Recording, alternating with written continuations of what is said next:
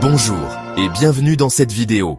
Aujourd'hui, nous allons découvrir ensemble 3 concepts clés.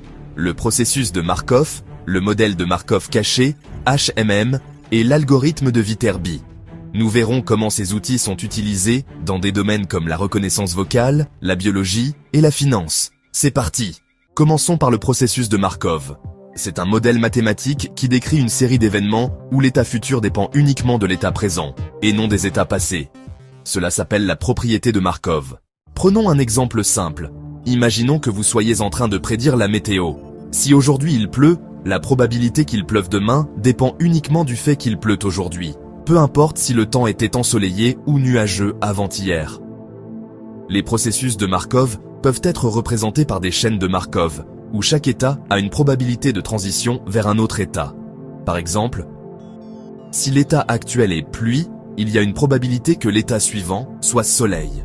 Si l'état actuel est soleil, il y a une probabilité que le temps reste ensoleillé ou qu'il pleuve. Cela permet de modéliser de manière simple et efficace des systèmes où l'évolution dépend uniquement de l'état actuel. Maintenant, passons au modèle de Markov caché, ou HMM, Hidden Markov Model. Contrairement au processus de Markov, dans un HMM, les états cachés ne sont pas directement observables. Prenons l'exemple de prédire la météo en observant si les gens utilisent un parapluie. La météo est l'état caché que vous ne pouvez pas voir directement. Le fait qu'une personne utilise un parapluie est l'observation que vous pouvez percevoir. Dans un HMM, il y a 3 éléments principaux: les états cachés, les observations et les probabilités. Les états cachés, pluvieux ou ensoleillés. Les observations, l'utilisation d'un parapluie.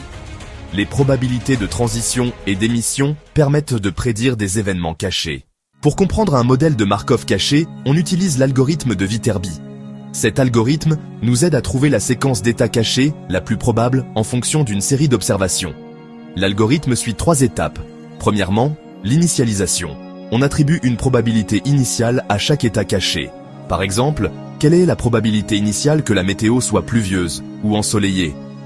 Deuxièmement, la récursion. À chaque nouvelle observation, comme voir quelqu'un avec un parapluie, on calcule la probabilité maximale pour chaque état caché. Troisièmement, la rétropropagation.